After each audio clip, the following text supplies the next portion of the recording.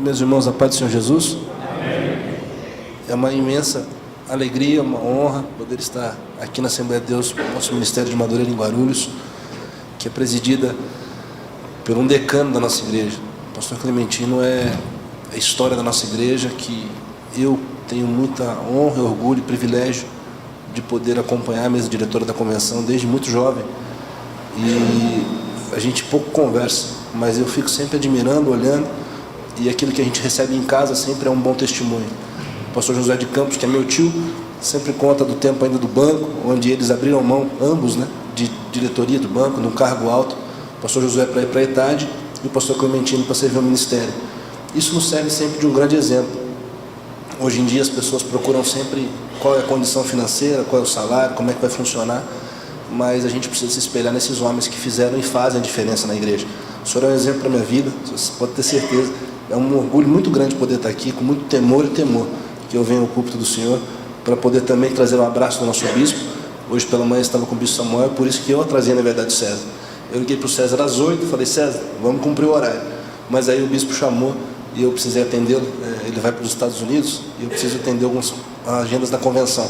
Então, por isso, eu vou trazer um pouquinho, os irmãos nos perdoem, por favor. Vamos à palavra de Deus? Eu gostaria de ler com vocês o capítulo 18 do livro de João. João, capítulo 18, o versículo de número 10. João 18, 10. Cumprimentar o pastor Américo, vice-presidente dessa casa. Pastor Marcos, também vice-presidente, um prazer estar aqui com vocês. Na pessoa deles, cumprimento todos os obreiros dessa linda casa.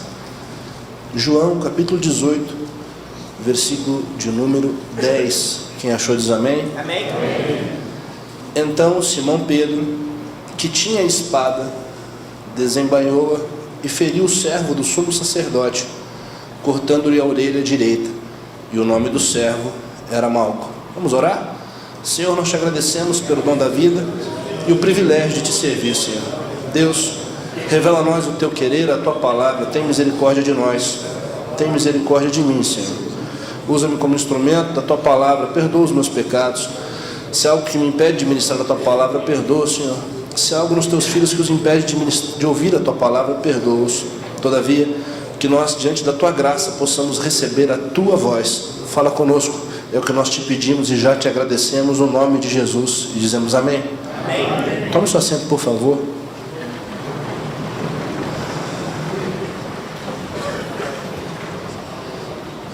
Ainda sobre o pastor Clementino, tem algo importante, ô César. Você não conhece, ninguém sabe.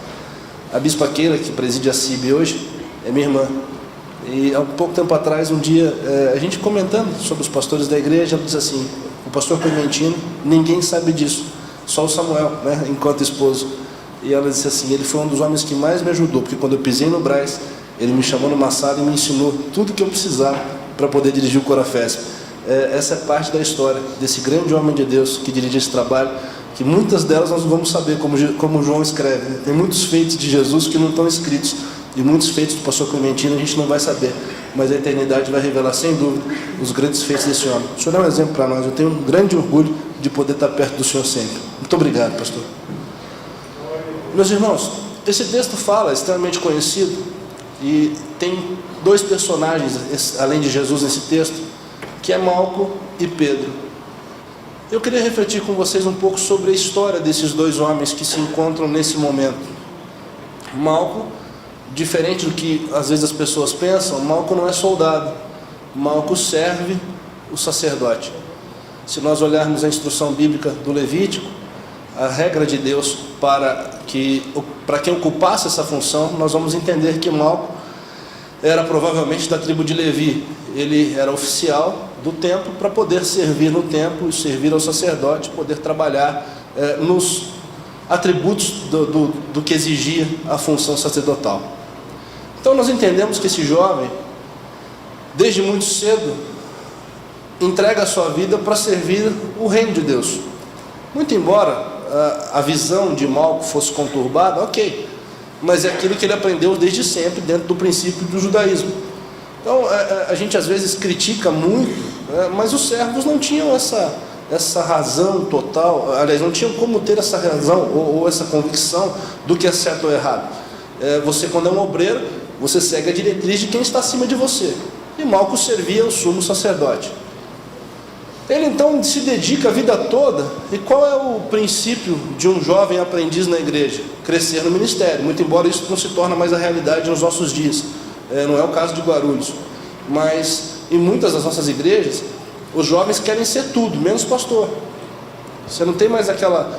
É difícil, vai se tornando cada vez mais raro o jovem que vem numa reunião de obreiro, que coloca uma gravata, que quer servir, que quer ajudar, vai se desestimulando isso. Pregar a palavra, eu louvo a Deus porque o Bispo Samuel me pegou desde muito cedo. E quando ainda jovem era complicado, porque você tinha que vir para a igreja de paletó e gravata e os amigos não vinham e tiravam sarro da gente, né? Mas louvo a Deus porque o bispo acreditou desde muito cedo. Porém, Malco servia dentro do templo e, logicamente, ele pensa que um dia eu vou ter oportunidade, um dia eu vou chegar lá. Assim como nós, em toda a carreira, procuramos chegar, sempre subir os degraus. Todo sacerdote que servia ao templo, havia o sumo sacerdote e os outros sacerdotes oficiais que iam de tempo em tempo sendo escolhidos para entrar e exercer alguma função, seja de limpeza ou do ofício sacerdotal. Não é isso que nós vamos falar essa manhã. Mas a verdade é que Malco, então, como um jovem, com um ímpeto de jovem, e o apóstolo Paulo fala sobre a importância da juventude, porque o jovem é forte, porém, o que falta ao jovem muitas vezes é a ponderância, é a calma, é refletir duas vezes. A gente às vezes, muito jovem, age sem refletir muito. Eu me lembro que enquanto vice-presidente do meu pai, ainda em Barueri, eu pensava algumas coisas, mas tem que ser assim, vamos fazer, vamos. Não tinha medo de aluguel, não tinha medo de conta, não tinha medo de nada. Quando eu assumi a igreja americana, alguém olha e diz assim, pô, mas você não vai fazer? Eu falei, calma, vamos devagar, porque a responsabilidade que os anos nos traz é diferente, e a gente passa a não querer arriscar tanto, nós nos tornamos um pouco mais conservadores. Mas o ímpeto da juventude é isso, você não raciocina muito, você vai fazendo, e se tiver uma direção, aí acabou. Você não pergunta para fazer, você não questiona. Aliás, esse é um princípio que funciona no ministério. A autoridade que você respeita vai determinar onde você vai chegar. Se nós olharmos os príncipes de Israel, quando Moisés chama os 12, 10 deles voltam dizendo assim, não dá para entrar na terra, é impossível, lá nós não vamos pisar. Josué e Caleb dizem, não, a terra é boa, lá vai dar certo. E Deus diz o que para eles? Conforme vocês disseram, vai acontecer. Os 10 que disseram não, vão morrer no deserto. Os 2 que disseram vão entrar. Caleb, ao alto dos seus 85 anos, conquista, toma posse e ainda expulsa os gigantes, concretizando aquilo que Deus tinha para ele. Então a visão e a obediência é algo essencial no ministério. Mas às vezes a gente não raciocina muito e sai tomando atitudes. É muito fácil, quando nós olhamos o texto, e às vezes sem refletir muito, logo nós já criticamos Malco. Mas eu queria dizer a você, para desconstruir qualquer preconceito, para entender que Malco está debaixo de obediência. Ele é um jovem que recebeu uma ordem. Para Malco, Jesus não era o santo filho de Deus. Para Malco, Jesus era um desordeiro que estava indo contra a ordem do judaísmo. Então quando ele ouve dizer, olha, os soldados romanos estão aqui, vocês precisam prender Jesus, Malco vai lá e mostra quem é, segue atrás de Judas, e quando Judas beijar, você aponta. Ele está no ímpeto de obediência. Mas o problema de Malco não é com Jesus, ele não tem ódio de Jesus, ele está cumprindo uma tarefa, achando que está servindo o reino de forma certa. Essa é a visão dele. Na contramão disso, do outro lado dessa história, eu não quero cansar vocês, do outro lado da história tem Pedro. Todo mundo conhece Pedro. Pedro é um jovem que no pior dia da sua vida, Jesus aparece. Pedro, a Bíblia nos diz, o Evangelho de Lucas capítulo 5 descreve bem essa história, ele está na beira do lago e ele pescou a noite toda e deu errado. Esse é o pior momento. Pedro era pescador, vivia disso. Todo mundo aqui que já passou um tempo na praia sabe que os barcos chegam de manhã e lá na beira da praia está todo mundo lá, os que querem comprar peixe fresco, os mercadores. Imagina naquele tempo. Então quando você chegava na praia, ali estavam os credores que Pedro devia, estavam lá para receber o dinheiro, Ali estavam as pessoas que Pedro vendia o peixe para receber dinheiro também e poder levar dinheiro para casa. Ali estava tudo isso. E na casa dele havia uma família esperando o quê? Que Pedro chegasse com alimento. Quando Pedro pesca a noite toda e tudo dá errado, e ele encosta o barco, ele vai lavar a rede, ele está vivendo o pior momento. Porque os credores estão lá para receber e não tem dinheiro para pagar. Pior, os barcos dos amigos chegam e todo mundo pescou, o dele não. E Pedro, no pior dia da sua vida, tem algo que me chama a atenção. Por quê? Se fosse um dia bom, Pedro não estaria ali naquela hora. Porque se fosse um dia bom, Pedro teria vendido os peixes, teria resolvido a vida e teria ido para casa. Mas foi um dia tão difícil que todo mundo vai indo embora, porque a Bíblia diz que Jesus, quando chega, ele encontra 2 barcos só, de Pedro e seus irmãos. Quando Jesus chega, a praia já está deserta, já não tem mais barco, mas está lá o barco de Pedro, e Jesus olha aquele homem com a cabeça baixa, angustiado, preocupado, e Jesus faz um convite complicado para quem está num dia mau. Você ser gentil num dia bom é tranquilo, quando está tudo bem, quando você acordou de bom humor, dormiu bastante à noite, alguém vem e chega assim e diz assim, bom dia, você logo diz, bom dia. Agora quando tudo dá errado, irmão, invariavelmente tem aquele dia que você não quer cumprimentar ninguém, você já acorda, chuta o cachorro, vai embora, não quer saber, e alguém diz assim, bom dia, você diz, só se for para você. Todo mundo tem desses dias. Pedro está nesse dia. Só que o dia mau não mudou sua essência, porque Jesus chega e diz assim, empresta o barco para eu pregar. Irmão, a probabilidade de Pedro dizer não era muito grande, porque ele não está num dia bom. Ele poderia dizer, não, volta amanhã, hoje eu estou mal, hoje eu estou arrasado, hoje eu estou, irmão, eu preciso ir para casa dormir, porque tudo deu errado hoje. Mas mesmo tudo havendo dado errado, ele disse para Jesus, sim, Senhor. Esse é um princípio que o ministério, esse é um princípio de um ministério bem sucedido. Tem muitas vezes que nós vamos estar no pior dia, como o pastor Clementino estava dizendo, às vezes acordar cedo, vir para a reunião, e a gente não quer vir, a gente se desanima, poxa, mas é de novo, hoje está frio, choveu, a previsão do tempo dizia que ia esfriar em São Paulo, e a gente diz assim, não sei. Tem dia que você perde um emprego, perde um ente querido, e aí você se desanima, ou às vezes na igreja você se prepara, se desgasta na igreja, e alguém não te compreende, ou alguém se levanta contra você, e você diz, não está bom, eu vou largar, eu vou desanimar. Mas Jesus chega para Pedro num dia desse, bem difícil, e diz assim, me empresta o teu barco, deixa eu pregar a palavra. E Pedro abriu mão de toda a dor que ele tinha no coração, e entregou o barco, mesmo chorando, mesmo magoado, para ouvir o que Jesus tinha, e para permitir-se ser canal de bênção. A primeira palavra que eu queria dizer ao seu coração é isso. Mesmo que você esteja desanimado, angustiado, preocupado, entrega tua vida para Jesus. E mesmo que não esteja sendo fácil, deixa Jesus pregar, deixa Jesus falar. Vem à igreja nos piores dias, vem para a igreja, porque Jesus vai falar, e depois que Jesus falar vai mudar. Se você lembrar da história, a Bíblia diz que quando Jesus termina de pregar, Jesus diz para Pedro assim, meu filho, leva o barco para o mar alto. E Pedro diz o que para ele? Segundo a tua palavra. A Bíblia diz que a fé vem, e a fé vem pelo ouvir da palavra. Pedro estava arrasado, mas ele ouviu Jesus pregando e o coração dele começou a mudar. E quando Jesus disse assim, então vai para o mar, ele diz, olha Jesus, eu pesquei a noite toda, eu tentei de todo jeito, mas pela tua palavra que gerou vida na minha vida, eu vou obedecer. Eu não sei o que vai ser, mas eu sei que o Senhor está nesse negócio, e eu passo a acreditar, não por vista, mas por fé. E todos nós sabemos que então Pedro vai e pesca, e de uma forma maravilhosa as redes quase se rasgam. Esse é Pedro. E Pedro entrega a sua vida para Jesus. A partir dali ele passa a seguir Jesus. Ele tem sua sogra doente, e Jesus vai na casa dele, cura a sua sogra, toca-lhe a mão, e aquela mulher volta a se restabelecer. E Pedro começa a andar com Jesus, aprendendo todos os dias, ouvindo, dormindo próximo. Quando Jesus chama para orar, ele está lá. Quando Jesus vai orar, ele está presente. Quando Jesus opera milagres, ele está ali. Quando Jesus decide multiplicar os pães, ele é um daqueles que é parte ativa do processo, porque Jesus ordena os cestos, e Pedro retira com a sua mão, e ele vê que cada vez que ele coloca a mão, tem pão para ele pegar. Ele vai vivendo esse sobrenatural. Pedro anda sobre as águas, e a gente às vezes fala mal de Pedro. Pedro afundou. Eu costumo brincar lá na igreja onde eu sou pastor, para falar mal de Pedro, primeiro tem que andar sobre as águas. Se nunca andou, não pode reclamar, porque ele afundou, mas ele andou.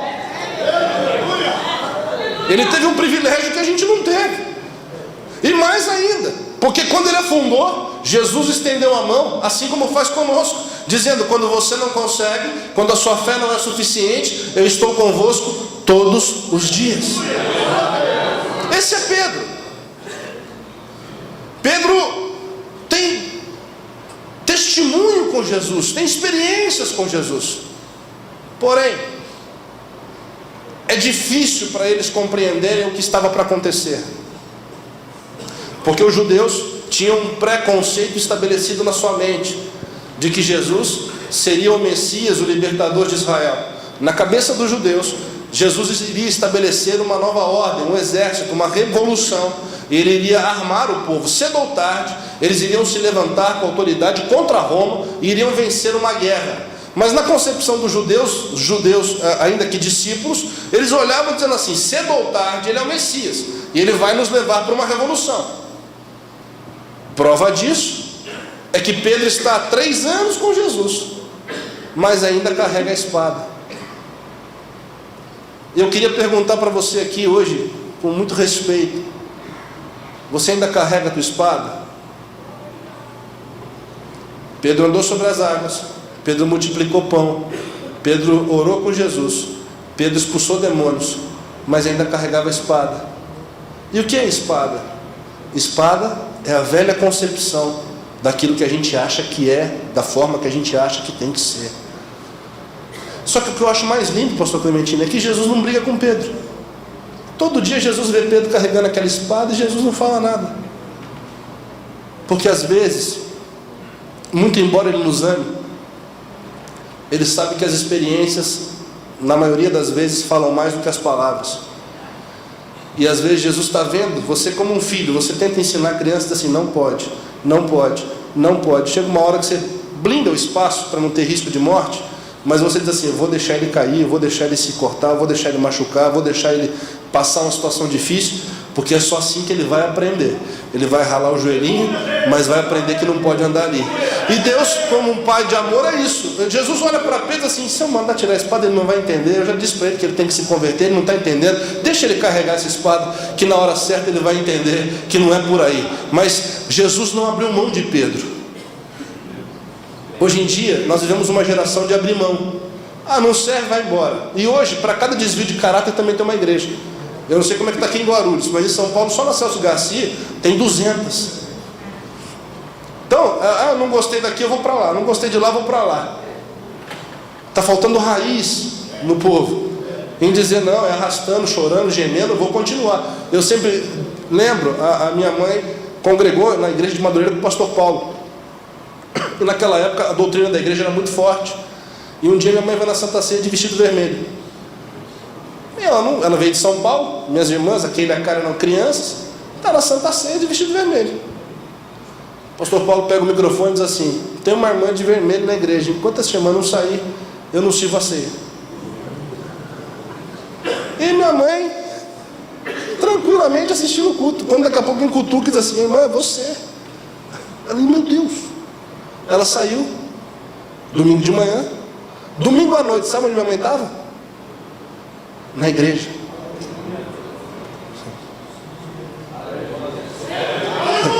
Hoje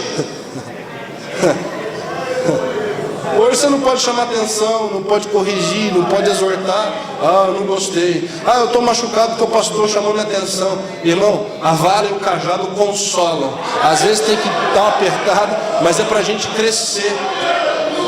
A nossa geração precisa rever esse conceito, seguindo os exemplos do nosso pastor Clementino e dos mais antigos que nos antecederam. Nós precisamos olhar e dizer: o fundamento é isso, é repreensão, é doutrina, é disciplina, mas é assim que vai para o céu. O caminho do céu é estreito, é apertado, mas é o que conduz à salvação. Quando nós somos repreendidos por nossas autoridades, às vezes machuca, mas eu preciso olhar e dizer assim: o bom pastor, ele corrige o que ama. Algumas das nossas igrejas não tem mais culto de doutrina, vai mudando os nomes, que para trazer o povo, a palavra continua a mesma, e tem que ser assim. O caminho é estreito, não dá para pavimentar, não dá para fazer duplicado. Tem gente que quer fazer uma bandeirante para o céu. O caminho do céu é estreito. E às vezes Jesus olha para a gente como olhou para Pedro, dizendo assim: tem potencial, eu chamei, eu escolhi, mas precisa aprender. Nesse contexto, me ajuda aqui, César. Obrigado. Nesse contexto está Malco e Pedro. Malco, com o sonho de um dia servir no templo, com o sonho de ser um sacerdote, e ele cumpre todos os requisitos. E um dia ele vai debaixo de obediência, dizer: vamos prender o tal do Jesus. Quando ele chega ali, a Bíblia diz que Pedro toma a sua espada e corta a orelha direita de Malco. Nessa hora, muita gente diz: parabéns, Pedro, você defendeu Jesus. Eu respeito, mas talvez na teologia a matéria menos importante seja chamada apologética. Eu fico interessado, eu fico olhando, mas como é que pode ser? Não, nós temos que fazer apologia de Cristo. Irmão, será que Deus precisa que eu me levante para defender Ele? E a gente se levanta como um expoente da teologia. Oh, vamos falar sobre apologia cristã. Nós temos que defender o nome do nosso Deus. E seu trono está nos céus, seus pés repousam nas terras. Um só anjo que ele diz assim, ó, passa ali no Egito, fere milhares de pessoas. Deus não precisa que nós o defendamos, Deus precisa que a gente o respeite. E Pedro levanta como quem quer dizer: eu vou defender Jesus. Às vezes, irmãos, na intenção de defender Jesus, nós podemos estar atrapalhando o nosso futuro. Deus chamou Pedro para ser pastor. Deus nos chamou para sermos obreiros. Deus nos chamou para viver debaixo da orientação do Espírito Santo, e não na nossa visão linear, pontual. Deus nos chamou para viver o impossível, o sobrenatural, para enxergar as coisas ocultas ao mundo. Mas se eu continuar carregando a espada, na hora da adversidade eu vou achar que eu tenho o direito de usá-la. Em nome de Jesus, a segunda coisa que eu queria dizer a você hoje: se você ainda está carregando alguma espada, deixa ela no altar hoje, e sai daqui hoje dizendo que seja feita a boa, perfeita e agradável vontade de Deus, que Ele cresça e eu diminua, que o poder dEle possa operar sobre as nossas vidas.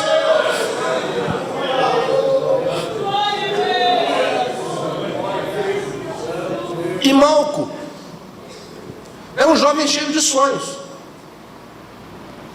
Se você não tem sonho, talvez você não tenha mais motivo para viver. Eu volto, com todo respeito, a citar o nosso pastor Clementino. Ao alto dos seus 89 anos, ele sonha. Ele olha para a sede nova e o olho brilha, dizendo: a nova casa que nós estamos edificando.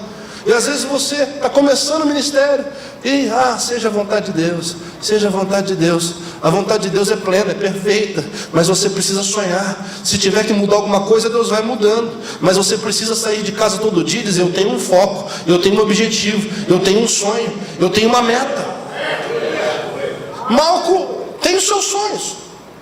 E na cabeça de Malco ele diz assim: se eu estiver obedecendo, cedo ou tarde eu vou me tornar um grande líder aqui de Jerusalém, de Israel, dos judeus. E ele vai contra Jesus, mas Pedro pula na frente e corta a sua orelha direita. E aqui existe um grande problema, porque para o sacerdote servir no templo, Levítico diz que ele tinha que ser perfeito.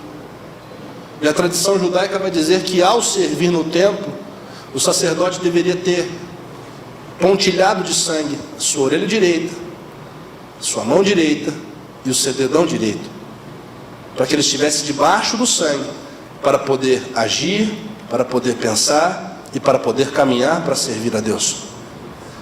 Ao decepar a orelha de Malco, Pedro não estava simplesmente defendendo Jesus ou agredindo um inimigo. Pedro estava matando o sonho de um homem.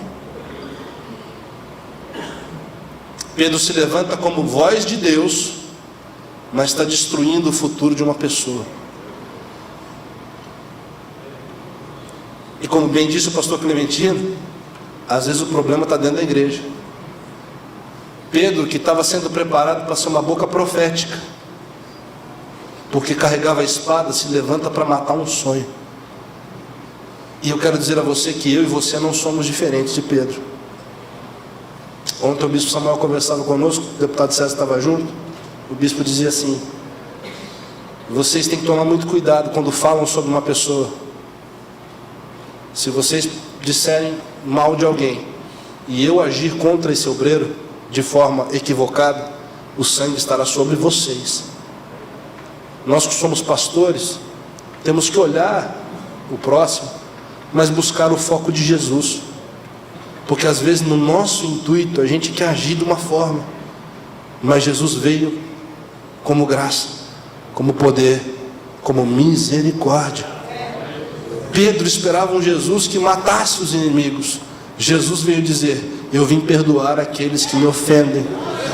Pedro queria que Jesus ordenasse o anjo para destruir todos os adversários. Jesus vai para a cruz e diz: Pai, perdoa-lhes, porque não sabem o que fazem. A visão de Pedro agrada mais. A visão de Pedro de justiça, de punição dos inimigos, é mais palatável aos nossos ouvidos. Nós gostamos de saber que Deus peleja a nossa batalha. Nós ficamos felizes em saber que Ele vai nos colocar por cabeça e não por cauda. Mas eu preciso lembrar que Malco também é filho de Deus. Eu não posso me esquecer que o Malco talvez esteja vindo contra mim, mas está cheio de razão na mente dele. Para ele está fazendo o certo. Eu preciso saber que às vezes quem está me atacando está debaixo de uma orientação errada. Malco não era inimigo de Jesus. Malco era fiel ao sumo sacerdote que queria perseguir Jesus. Mas Deus olha para Malco e olha para Pedro como filhos. E Deus não tem filhos prediletos. Eu queria convidar você para entender, refletir que como servos de Deus, nós precisamos agir com muita consciência antes de tocar em alguém, antes de nos levantar para defender a igreja ou Jesus, porque às vezes você pode estar ferindo e condenando uma pessoa a perder os seus sonhos, o seu futuro. Malco, quando ele segura a sua orelha, mais do que a dor física, é a dor emocional, é a dor na alma. Ele diz: a minha história acabou. Eu nunca mais vou voltar para o templo. Eu nunca mais vou entrar no templo. Eu não posso mais frequentar. Eu não posso mais estar lá. E Pedro, por ter cortado a orelha, se torna um agressor, se torna alguém digno de repúdio, alguém que as pessoas iriam apontar dizendo: esse homem, ele é um homicida, ele é um homem agressivo.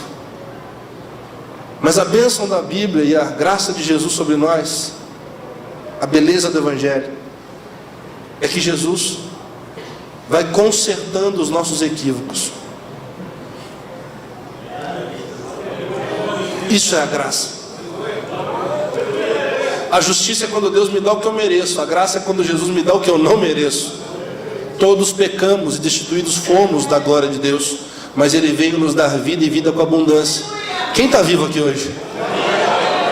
Você sabe por que eu estou pregando e você está sentado ouvindo? A gente chegou aqui hoje. Você vai dizer: ah, pastor, porque eu acordei, porque eu vim, porque eu dirigi. Não, nós só abrimos os nossos olhos hoje porque Ele nos doou vida, e porque o nosso pecado cobrou a dívida mais uma vez. Mas a Bíblia diz que as misericórdias do Senhor são a causa de nós não sermos consumidos. E todo dia, quando o sol brilha, a misericórdia se levanta e diz: eu vou ajudar mais uma vez. Ele está pecando, ele está errado, ele fez alguma coisa que não devia, mas a misericórdia o abraça e lhe dá mais uma oportunidade de estar de pé.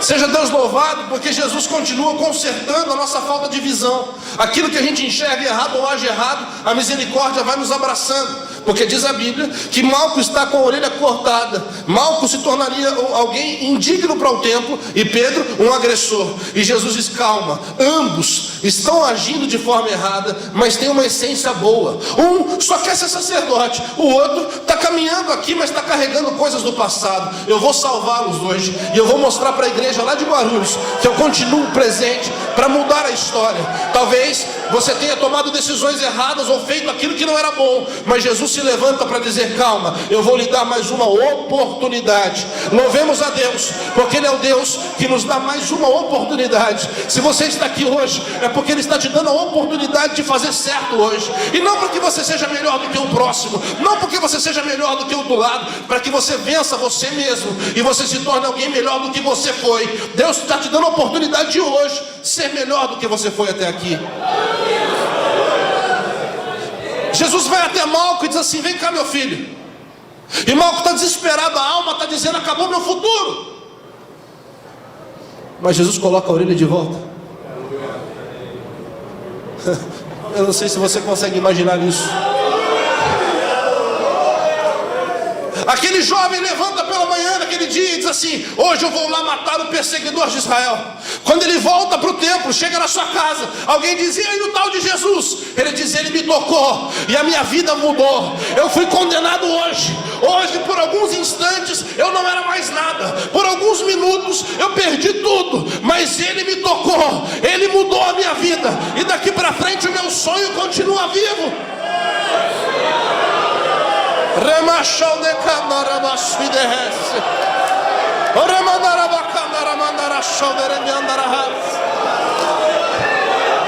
Ele está aqui hoje para te tocar e restaurar sonhos, projetos, planos que alguém pode ter cortado da sua vida. Talvez você com a visão errada caminhou errado, mas Ele veio essa manhã para dizer: eis que faço novas todas as coisas. Aleluia.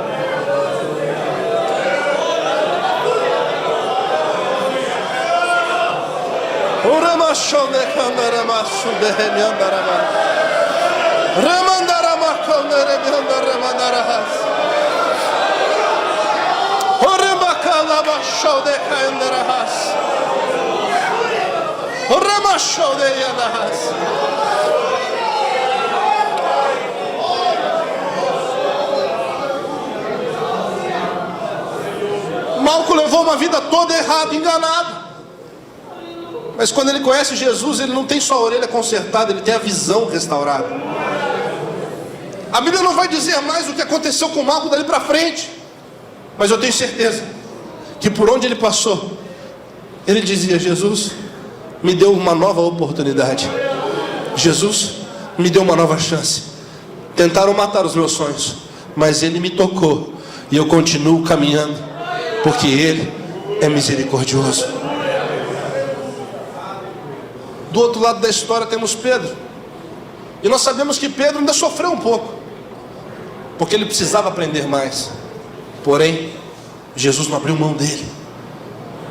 Você pode me ajudar, por favor? Olha para quem perto de você e diz assim: Jesus não abre mão de você.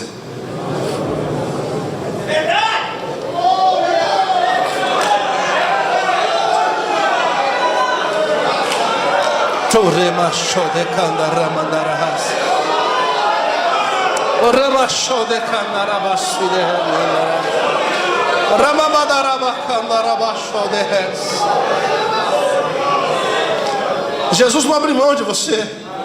Malco veio todo errado e Jesus não abriu mão, dizendo assim: eu vou te dar mais uma oportunidade de escolher o certo. E Pedro, de forma errada, também toma a espada, agride. Jesus diz: calma, não é assim, eu vou consertar, porque eu não abro mão de você. Você vai me negar, mas vai precisar aprender. Você vai voltar a pescar, mas vai ter que aprender. Mas Jesus o abraça e diz assim: meu filho, a única coisa que eu quero saber é se você me ama, porque se você me ama, eu vou te ajudar a consertar isso. E esse coração difícil, essa cabeça teimosa, nós vamos ajustando. E você não será mais um pescador de peixes, você será um pescador de almas.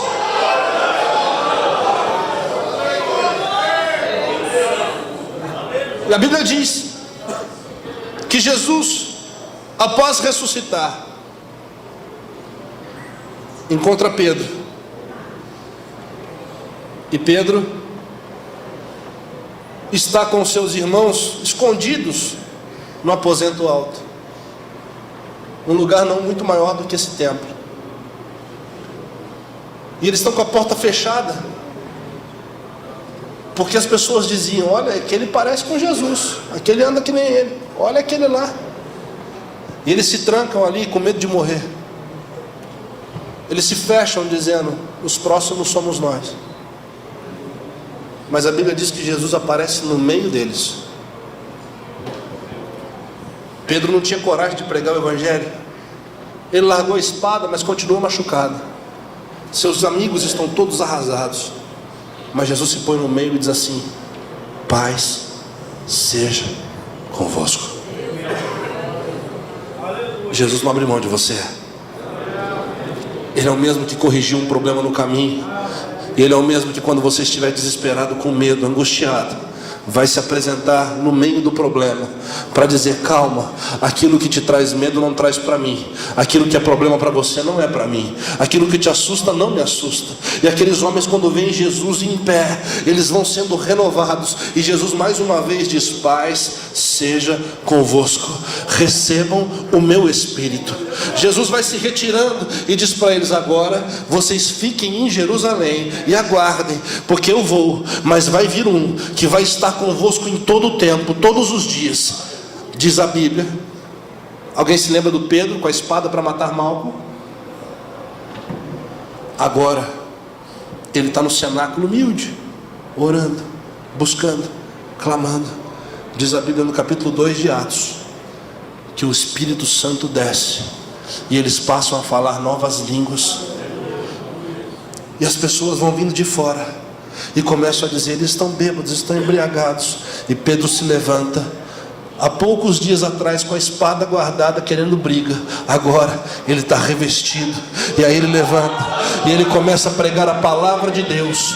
Pedro nunca tinha dado uma saudação sequer, mas na primeira mensagem que ele prega do Evangelho, dizendo: se arrependam, 3.000 almas se curvam a Jesus, dizendo: esse é o Deus que eu quero. Eu quero devolver o microfone ao nosso pastor querido, pastor Clementino, dizendo a você: Jesus não abre mão de você, e aquilo que te traz medo não traz para Jesus, e as suas atitudes erradas Ele está te dando graça para dizer: eu vou corrigir, mas eu não te quero com espada, eu te quero com unção. A espada que eu quero na tua mão não é a espada que corta cabeças, é a espada que penetra mais profundo do que juntas e medulas, é a palavra de Deus. É para isso que eu te chamei, e você, em nome de Jesus, será usado para marcar a história da humanidade.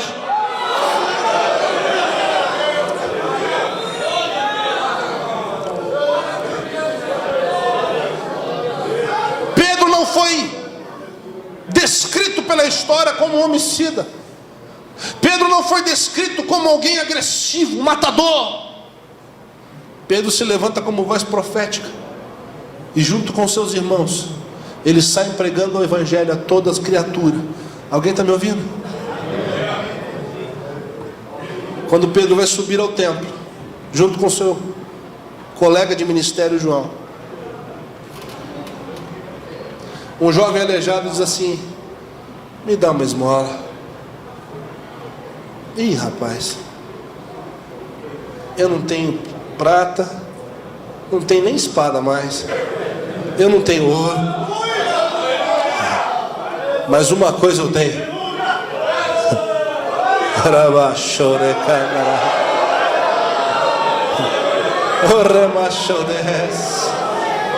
É essa mesma unção que Deus quer sobre as nossas vidas. Eu quero terminar dizendo a você só uma coisa. Hoje nós estamos dentro de um templo, e esse templo é chamado de igreja. Alguém está me ouvindo? Se eu perguntar para você onde é que começou, alguém vai dizer: lá em Belém do Pará, lá na igreja do Brás, lá em Madureira. Vamos voltando mais para trás.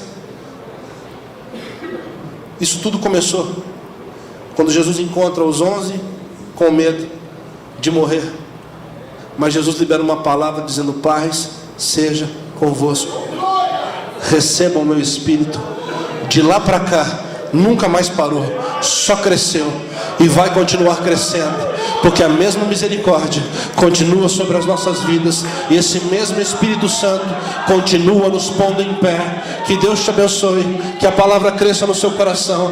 Recebamos o nosso querido pastor Clementino, aplaudindo a Deus. Quem recebe a palavra seja abençoado no nome de Jesus.